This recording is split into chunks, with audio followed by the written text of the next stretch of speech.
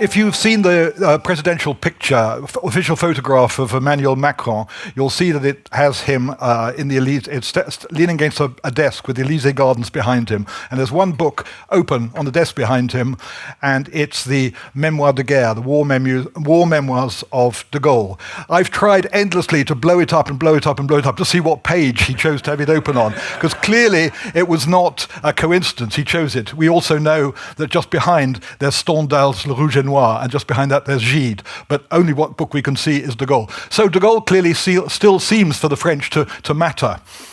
He's an unusual person when we're talking about leadership, in that he was a leader, he was an exceptionally cerebral leader. He wrote and thought about leadership long before there was any chance he was going to do it. In the 20s and 30s, when he was a relatively young man, he wrote. And very cerebral. The books, the people he cites in the various books he writes about leadership, are just a few names: Goethe, Bergson, Francis Bacon, Tolstoy, Maeterlinck, Heine, Rousseau, Nietzsche, Racine, Cicero. Heine I've mentioned again. Not, curiously, Machiavelli, who would seem to be an obvious one to be in the list. What are, in de Gaulle's view, the characteristics? What vision of leadership emerges from these writings in the 1920s and 1930s? I'm not going to quite do the John Bew 10 points. I'm going to just think of 8 points, but this is a rather cursory summary. It's a very bleak vision. One, the leader needs to show aloofness, mystery, ruse, hypocrisy. And the leader must impose upon himself solitude. It's, I quote, unceasing self-discipline, the constant taking of risks, a perpetual inner struggle. He compares the plight of the leader to the hair shirt of the penitent. The self-control of the leader to that of a gambler, quote, whose elegance consists in reinforcing his outward appearance of sang-froid at the moment he takes the winnings. So this is a very bleak, austere vision of leadership. 2, the leader must not get drowned in detail. Information overload we heard about this morning. Solitude is necessary for reflection. Leave the details to others. A very famous quote of de Gaulle is "L'ordonnance suivra." The supply chain will follow. Leave the supply chain to the people who deal with it. And the leader needs the solitude for vision. Thirdly, the fundamental importance of contingency and circumstances. He gets this actually from William James and a man called Émile Boutroux, the pragmatists and so on. Quote, in every form of action, military and political and industrial, the essential role of the leader is to appreciate the nature of the circumstance in every particular case. Action must be constructed on contingency. He wrote a book on the reasons why the Germans lost the First World War, and one of his reasons was that the German High Command was in 1914 obsessed by what he called a priori doctrine. They had not taken account of the evolution of circumstances. Fourth point, the leader in his solitude his vision that he develops in solitude needs to be underpinned by a deep general culture and an understanding of history. He used to say sometimes, as a sort of joke, I've been saying it for 1,000 years, but nobody's listened. So history is essential to de Gaulle's view of the world. He wrote in one of those books also, behind all Alexander's victories lies Aristotle. So intelligence, thought, reflection.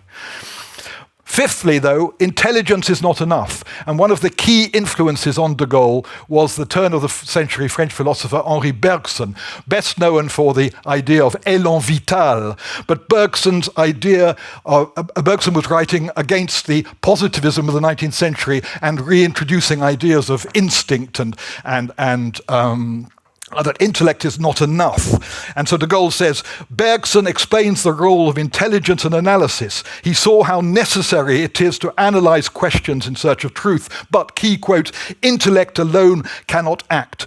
The intelligent man does not automatically become a man of action. Instinct is also important. Instinct plus impulse. But impulse alone is not enough as a basis of action. The two to go together, instinct and impulse. Sixth theme, the rational organization of society. De Gaulle was writing these works at a time when there was a lot of talk about management science, Fordism, Henri Fayol, how the modern industrial society needed to be organized more rationally. And for de Gaulle, curiously, the exemplar of rational organization was Louis XIV's Minister Louvois, who played a great role in the modernization of the Ancien Regime army. For de Gaulle, Louvois is a kind of proto-énarque, you could say. Number 7, mesure, that intranslatable French word, which means restraint, which means being aware of possibilities, not, as you were, overdoing things.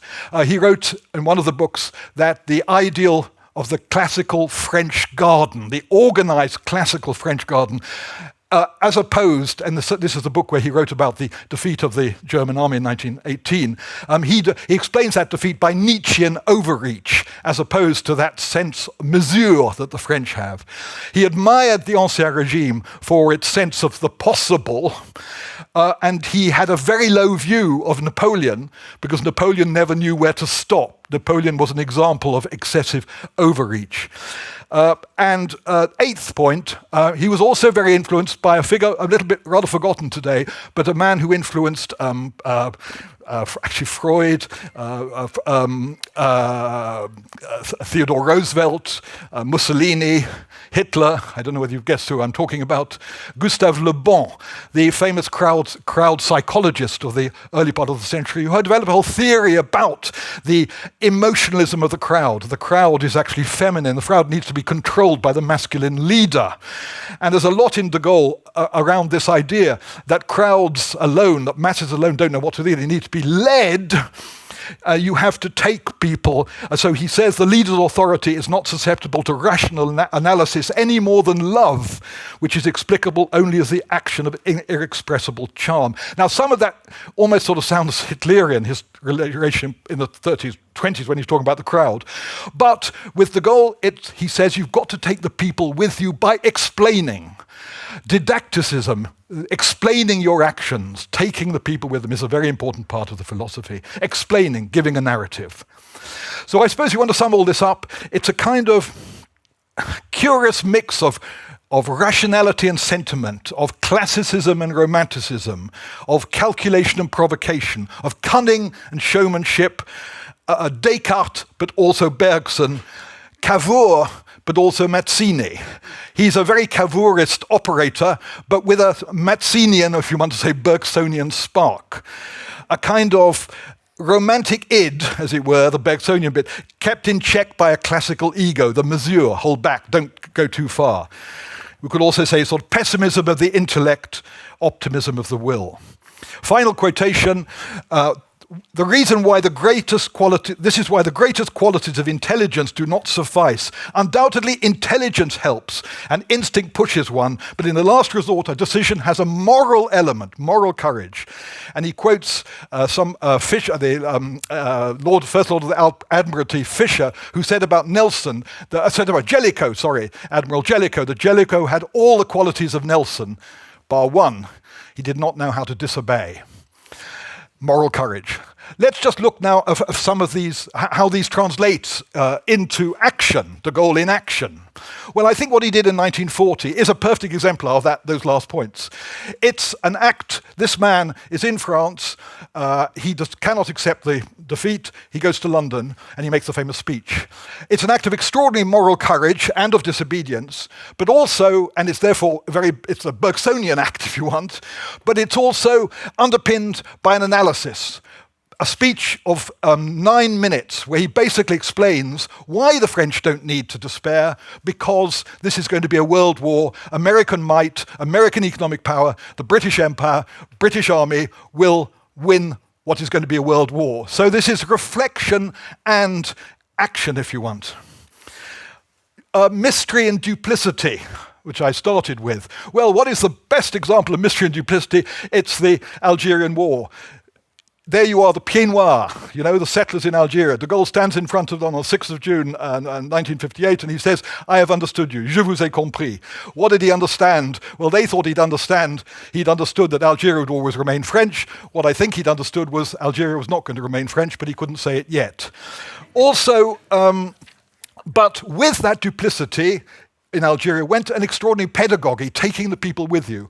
These extraordinary press conferences and televised speeches where he explains, wonderful speech where he says, it's entirely natural to feel nostalgia for the empire, as we can regret the gentle light of oil lamps. But there is no value in a policy that does not take account of realities. Vision and reality, the recognition of Communist China in 1964, partly to annoy the Americans, but partly because he saw that it was absurd, as it were, to deny the reality of the existence of Communist China. The Fifth Republic, it seems to me, is very much a technocratic, it's often seen by people as it were the triumph of technocracy. That takes us back to the organizational stuff I talked about. Respect for the experts. One of the things most surprised me when I wrote my book on de Gaulle was that this man actually listened to people. He actually listened to his experts. One of the first things he does on coming to power in 1959, he's presented with a very radical program of economic reform by the liberal economist Jacques Rueff, and de Gaulle thinks, God, this is dangerous, do I dare do it? So he takes in somebody from the Minister of Finance and he says, tell me, you've got one night, sleep on it, he says. If you tell me that this plan has a 2/3 chance of success, I'll adopt it. Tell me tomorrow morning. Gertz comes back in the morning and says, yeah, I think it does. He says, okay, we'll adopt it. So it's about listening, reflecting, and then acting. But, and there's a big but, as president of the Fifth Republic, his interest, what was his main interest? What was his main ambition? And that's why I wish I weren't in this panel, not because of my distinguished panelists, but because the idea that de Gaulle, the idea that we should be in a panel on the leadership of the free world would have de Gaulle turning in his grave, because he didn't believe in the free world, he believed in France. He believed during the whole period of the he believed basically in the primary of states. All ideologies are just cloaks for national ambition. Churchill was very startled one day during the Second World War when de Gaulle was behaving particularly impossibly, and Churchill said to him, why can't you just, we're all on the same side. De Gaulle said, we're not on the same side. He said, yeah, we're allies. We want the victory of the Allies against the Germans. He said, I don't want the victory of the Allies, I want the victory of France. In other words, he was with the Allies, but he was with the Allies because it was going to be the victory of France. So he was, the whole idea of the world in two blocks, the Cold War, was antithetical to him. He never talked about the Soviet Union. He always talked about Russia. He said that Russia will absorb Bolshevism like blotting paper absorbs ink. Once he said to Macmillan, you speak of the socialist and capitalist camps. I don't really see much difference between them. They're both very dependent on technology. I think in time the differences between capitalism and socialism will disappear. He was very happy to chat to Ceausescu in May 1968 while the students of Paris were revolting. He could therefore lecture the Americans on the Vietnam War because he could see the Vietnam War not as a crusade against communism, but simply as a struggle for national liberation. He wanted to go beyond the Cold War for two reasons. One, because bipolarity froze out the chance of action for smaller countries, of which France was one. And secondly, he didn't believe, because he believed in national egoism, he once said to Eisenhower, how can we, and to Kennedy, how can we believe that be sure that the Americans will come to the rescue in France in extremis? Why should they? It's not in their national interest. Think of the two last world wars where they didn't. In other words, he wanted to calibrate the NATO alliance. He wanted to rethink the NATO alliance. He wanted and what he was seeking for was a middle way, a kind of European political defense organization which would free France from the dependence on NATO. A complete failure, utter failure. He didn't succeed for lots of reasons. One of which I think is because in the end he couldn't seduce the Germans away from their dependence on the Americans, and so on. So was he a failure? Well, I don't want to end on a bad note, as it were. Not that I'm necessarily into the heroization of de Gaulle. It seems to me that the greatness of de Gaulle lies in words. And words, we talked about myths. We began with myths, actually, yesterday. And myths, we agreed, were very, very important. And he was a great myth maker in the best sense of the word. He told the French stories about themselves, which made them feel better and which are important. And one of the stories, they were both lies. And he knew they were lies, but they had to be told. The second story was that the French nobly and generously gave up Algeria as a sign of their commitment to human rights and so on. Of course, the French lost the Algerian War and were basically forced out, and de Gaulle knew that perfectly well. And the other big story is the role of the resistance and him in the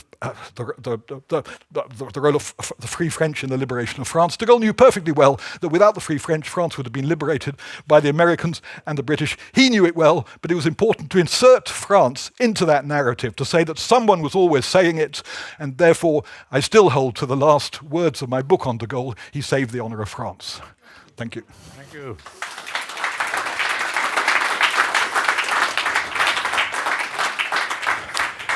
His writings in the 20s and 30s, well, that's unusual for French generals. Or did all these generals have the same kind of ideas and writings and idea theories? Well, no, I mean he was very unusual in his cerebralness, if that's the word, which is why in the 1920s, Pétain, who was the most distinguished sort of military figure of the First World War, took de Gaulle into his cabinet to help him write a book on the French army, because de Gaulle had developed a reputation as, you know, a good writer and an intellectual and a thinker. In the 30s, the most controversial book he wrote, however, and it was a tradition to write books. General Weygand, who got elected to the Académie Française, wrote a rather banal book on the history of the French army and so on. But de Gaulle's very unusual in that sort of condensed, slightly pretentious, actually, sort of philosophical reflection that he engages in. The thing that really made him unpopular in the 30s was the book, I didn't write to talk about, which he wrote about the future warfare, the importance of developing heavy armored divisions and so on, and he was less prescient than he seems, but he was quite prescient nonetheless.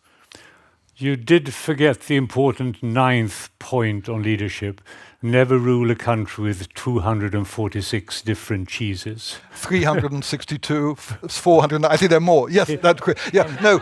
He was funny as well. He was hilarious. You know, one of my colleagues was always saying to me when I was writing my book on de Gaulle, "Oh gosh, poor you're stuck there with this boring man." I said, "There's so many jokes." And every time I used to see in the corridor, she'd say, "A good joke today," and I'd say, "Well, the jokes all depend on context," and they never quite worked when I tried to tell her. But he could be very funny. He was a great showman, which I think the word showman obviously is rather anachronistic, but one of his 9 points would have been, as he was a charismatic,